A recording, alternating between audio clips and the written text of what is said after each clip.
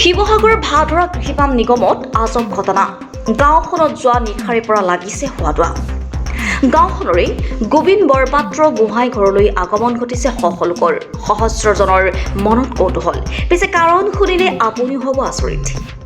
এই যে মানুহৰ জুম দেখিছে, তেওঁলোকে ঘৰখনত চাবলৈ গৈছে বিৰা, মানে এক প্ৰকাৰৰ ক্ষুদ্ৰাকৃতি ভূত। বোলে দুখন আঁঠুৱাই মেৰিয়াই এটা মোনাত ভৰাই এখন শেৱালি জালেৰে আবদ্ধ কৰি ৰাখিছে এহাল বিৰা। শুনক এগৰাকী ব্যক্তিৰ মুখেৰে। নাম হ'ল ভাদৰা কৃষিপাম নিগম আৰু এই মানুহৰ গৰাকী হ'ল গোবিন্দ বৰপাত্ৰ গোহাঁই। মোৰ মামাৰ ঘৰ হয়। তেওঁলোকৰ ঘৰত আজি 1.5 মাহ 45 দিন হৈছে এনেকুৱা ঘটনা ঘটি থকা। চপৰা মাৰে দিন দুপৰতো মাৰে, ৰাতিও মাৰে, ল'ৰা ছোৱালী থাকিব নোৱাৰে। তাৰপিছতে কালি আপোনাৰ লাষ্টত ঘৰৰ ভিতৰত সোমাইছেহি। কোনে মাৰে মানে তেহেঁতক মানুহ নেদেখিও, ছোৱালীজনীয়ে দেখে, প্ৰত্যক্ষ কৰে। তেওঁ বোলে চোৱা মানুহ এজনী আহে বুলি কয়। মানুহ এজনী আহে, চুলি তুলি দীঘল, নখ চখ আছে। তাৰপিছতে কালি আপোনাৰ মই ঘৰত আছিলো, মামীয়ে গৈ ক'লে বোলে আজি ঘৰৰ ভিতৰত সোমাইছে বোলে, তই আছোন। মই নাযাওঁ বোলো, মই এতিয়া শুন বোলো অকণমান। বোলো এনেকুৱা কৰিব লাগে। তাৰপিছত আকৌ মোক ফোন কৰি ক'লে বোলে আছোন বোলে, ল'ৰা শান্তি পোৱা নাই। তাৰ আহিলো, ছোৱালীজনী আকৌ সেইটো আমি যাওঁ, চাং নাপাওঁ, তাই দেখে। তাৰ কেইবাবাৰো আমি চেষ্টা কৰিলো। নিশা আপোনাৰ 10টা বাজি যোৱাৰ পিছত তাৰপিছত ক'লো আৰু মমাইক ক'লো বোলো এইবোৰ কুকুৰ ধেমালি কৰি থাকিবলৈ দৰকাৰ নাই বোলো, চব যায় যি কৰে কৰি থাকক বোলো। ল'ৰা ছোৱালী টোপনি ধৰিব, এতিয়া কাইলৈ পৰীক্ষা আছে, আঁঠুৱা তৰি দে।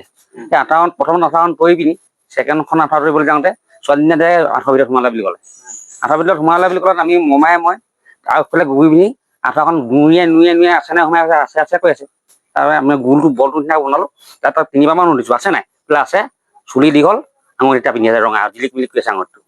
সেই বুলি কথা আৰু মই মমাই ক'লো বোলে ফাঁচি জালখন নুইয়াই মোনাটোত ভৰাই থৈ দিলো। থৈ দিয়াৰ পিছত ওলমাই দিলো। ওলমাই দিয়াৰ পিছত সিখন আঁঠুৱা দুটা খুৱাইছিলেহে ৰছী। তাতো বোলে মতা এটা আহিলে বোলে, কোলা দাঁত চাত লগা, সিও সোমাই দিলে বোলে আঁঠুৱাখন। তাকো আমি যেনেকৈ আগুচি পিনি ধৰি বান্ধি দিলো। তাহাঁতক তেতিয়া ক'লো 3 বাৰমান সুধিছো, আছে নাই, আছে। আছি পিনি আৰু আকৌ সেইভাগে কৰি ধুনীয়াকৈ ছোৱালীজনী আছে বুলি ক'লে। মই সঁচাকে নাই, সঁচাকে আছে বোলে, দাঁত চাত কোলা বোলে, আছো বুলি লৈছে তোক বোলে, বুলি কৈছে মোক। বস্তু ৰাতিপুৱা লাগে তাই ওচৰে গুচি গ'লে মানে সম্পূৰ্ণ বেছিকে লৈ দিয়ে।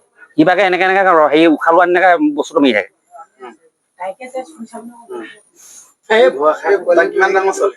তাই এতিয়া 8ত। কি বুলি সন্দেহ কৰিছে আপোনাক? মই এইটো আমি বিয়া বুলি সন্দেহ কৰিছো।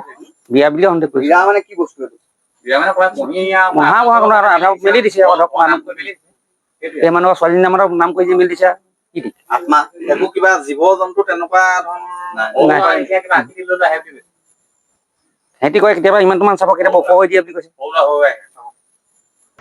সংবাদ মাধ্যমৰ আগত দিয়া ভাষ্য অনুসৰি কিছুদিনৰ পৰা গোবিন্দ বৰপাত্ৰ গোহাঁই ঘৰৰ টিঙৰ ওপৰলৈ ঘৰৰ ভিতৰলৈ বিৰাহালে দলিয়াই আহিছিল শিল মাটিৰ চপৰা। আৰু এই বিৰা দেখি আহিছিল কেৱল ঘৰখনৰ 8ম শ্ৰেণীৰ এগৰাকী ছাত্ৰীয়ে। ভয়তে বিতত হৈ অহা ছোৱালীজনীয়ে যোৱা নিশা 10 মান বজাত আঁঠুৱা তৰি বিচনাত শুবলৈ লওঁতে আঁঠুৱাৰ ভিতৰত আবদ্ধ হৈ পৰে বিৰা।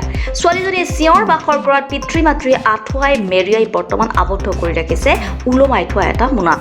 আৰু এই লৰি থকা মোনাটো চাবলৈ এতিয়া অনেক লোকৰ সোঁত বৈছে। ঘৰখনত উপস্থিত হোৱা এইসকলে এয়া অন্ধবিশ্বাস বুলি মানি ল'ব খোজা নাই, যদিও সচেতন নাগৰিকৰ মতে এয়া অন্ধবিশ্বাসৰ বাহিৰে আন একো নহয়।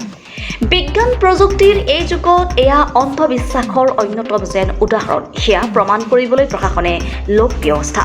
ভয়ত পেঁপোৱা লগা কণমানিজনীৰ মন সুস্থিৰ কৰিবলৈ তৎপৰ হওক প্ৰশাসন, এই সচেতন নাগৰিকৰ আহ্বান। শিৱসাগৰৰ পৰা আফিক আহমেদৰ ৰিপৰ্টাৰ লাইভ।